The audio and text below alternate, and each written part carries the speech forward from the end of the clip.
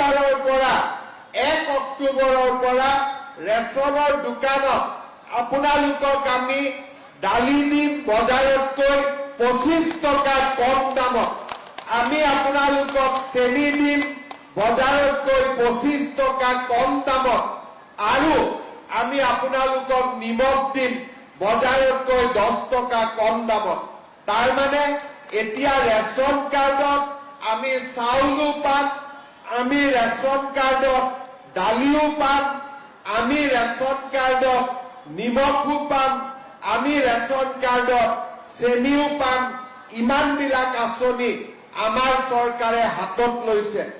আৰু মই চিন্তা কৰি আছো যে অলপ যদি টকা পইচা যোগাৰ কৰিব পাৰো তেতিয়াহ'লে আমাৰ দুখীয়া মানুহৰ গেছৰ চিলিণ্ডাৰৰ দামো মই কমাই দিবৰ বাবে চেষ্টা কৰিম।